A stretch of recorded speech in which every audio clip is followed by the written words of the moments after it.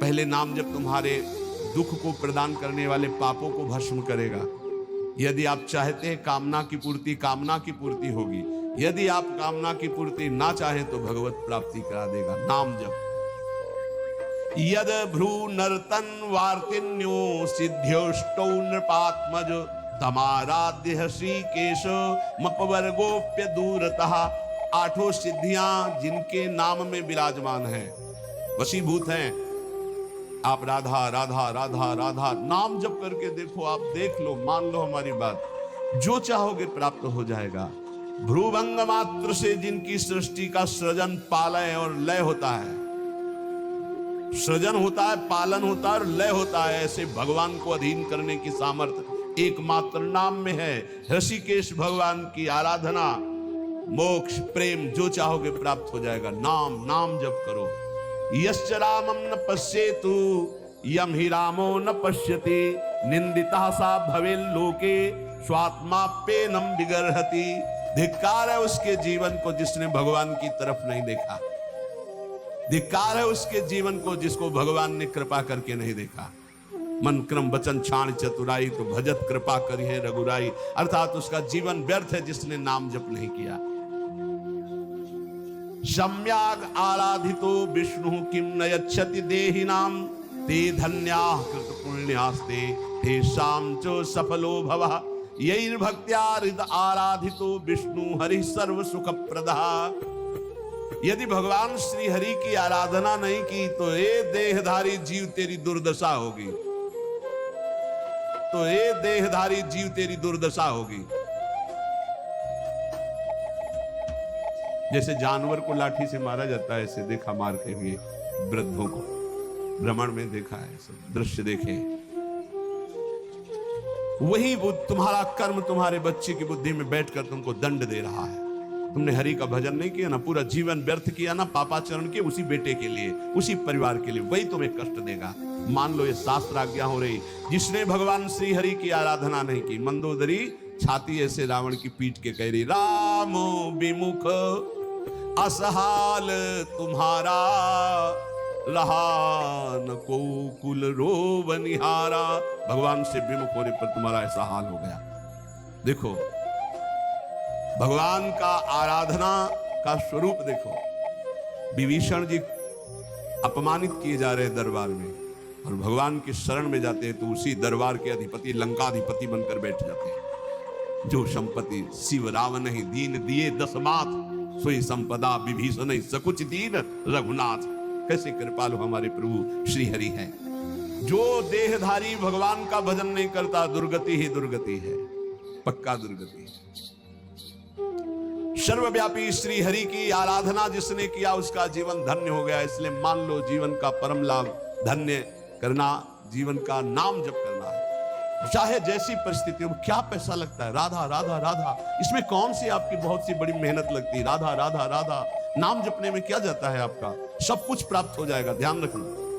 कल एक 28-30 वर्ष की अवस्था ठाकुर जी को लिए हुए, स्वस्थ शरीर, आंखों से अश्रु प्रवाह, कह रहे थे ऐसी कृपा हमारे ऊपर क्यों हुई? मैंने तो कुछ ऐसा नहीं किया, बहुत ही गलत आचरण करने वाला, और आज ठाकुर जी को मैं जी नहीं सकता इनके बिना।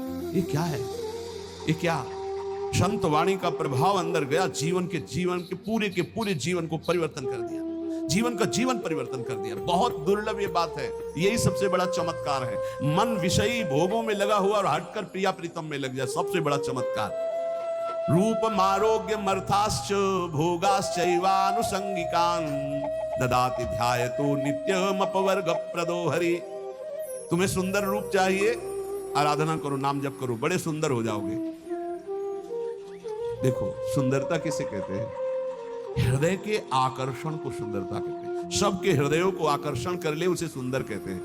जैसे मान लो स्त्री स्वरूप सुंदर है तो पुरुष स्वरूप को आकर्षण कामी पुरुष को कर सकता है, सबके नहीं। या पुरुष स्वरूप बड़ा सुंदर है तो कामिनी के हृदय को आकर्षण कर सकता है। लेकिन भक्त का ऐसा स्वरूप जागृत होता है, स्त्री पुरुष वयो वृद्ध दुष्ट पुण्यात्मा पापात्मा महात्मा सब आकर्षित होते हैं। क्यों? क्योंकि उसके अंदर दैवी संपदा भागवतिक सद्गुण जागृत हो जाते हैं। इसे सुंदरता कहते हैं। हजारों लाखों लोग देखना चाहते हैं। क्या देखना चाहते हैं? सुंदरता। कौन सी सुंदरता? भागवती। वो पाउडर वाली सुंदरता नहीं, वो भाव बनाने वाली सुंदरता नहीं, वो भगवान नाम की सुंदरता, भगवत भाव की सुंदरता, भगवत भक्ति की सुंदरता। कह रहे रूप मारोग्य मर्थाश्रम। अगर रूप चाहिए तो हरि की आराधना करो, और आरोग्यता चाहिए तो हरि की आराधना करो। बोले आप कैसे नहीं आराधना कर रहे क्या? आरोग्यता तो हम रोगी नहीं है। रोगी मकान में तो रहते हैं लेकिन हम रोगी नहीं है। ना हम कभी रोगी थे, ना रोगी हैं, ना कभी रोगी रहेंगे। ना हम वियोगी हैं, ना रोगी हैं। रोगी मकान में रह रहे हैं, ये मकान रोगी तो सबके रोगी हैं। काम के रोगी, क्रोध के रोगी, लोभ के, ना जाने कितने विकारों के। यहां तो किडनी के रोगी है, न जाने कितने मिडनी के रोगी हैं। दिमाग खराब है विषयों में। यहां हम स्वस्थ हैं, स्वस्थ हैं।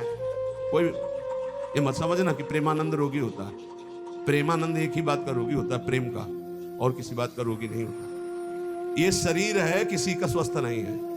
जो शरीर में स्थित पुष्ट भी दिखाई दे रहे हैं वो स्वस्थ नहीं है, मृत्यु के भय से भयभीत, काम क्रोध लोभ रोग से ग्रसित है।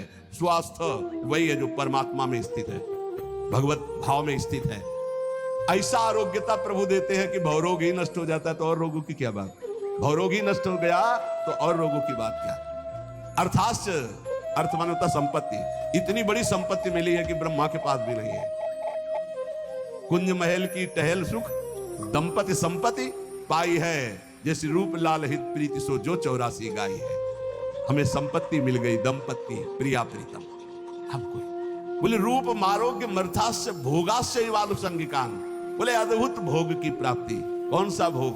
बोले प्रिया प्रीतम की रस केली के दर्शन का भोग। जैसे ही हरिवंश निकट दासी जन लोचन चसक रसासो गटकत, रसासो गटकत, लोचन चसक रसासो गटकत।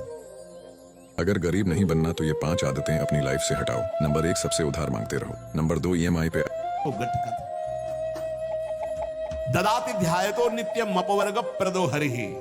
जो हरि का ध्यान करने वाले हैं उनको रूप मिलता है, आरोग्यता मिलती है, संपत्ति मिलती है, भोग मिलता है। और ददाति भगवान नित्य अपवर्ग अर्थात मोक्ष सुख, नित्य सुख उसे प्रदान कर देते हैं। आतिपातक युक्तोपि ध्यायेन निमिषमच्युतम भूयस्तपस्वी भवति पंक्ति पावन पावनः।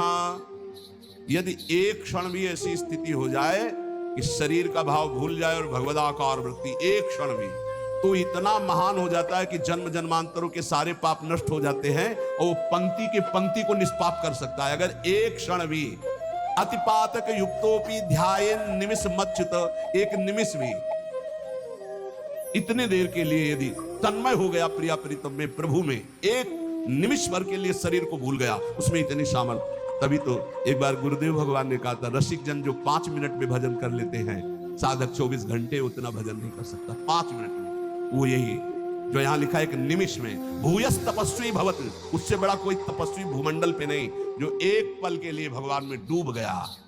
डूबना, हम तो कहते डूबते क्या है, तो उठा के फेंक दिया जाता है प्रेम समुद्र में। ऐसी कृपालुता यहाँ की सखियों की है।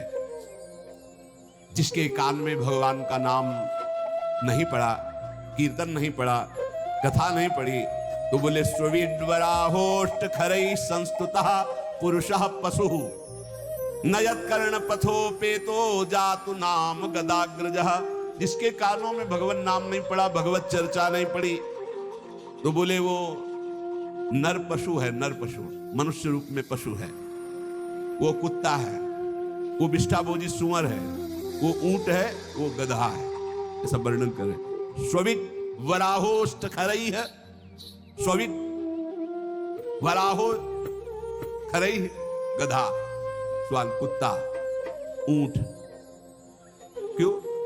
क्योंकि भगवान से विमुख है, तो बोझा ढो रहा है संसार का केवल गधे की तरह, कुत्ते की तरह। जैसे कुत्ता इस भोग से उस दरवाजे में खाने, ऐसे ही भोगों में भटक रहा है केवल।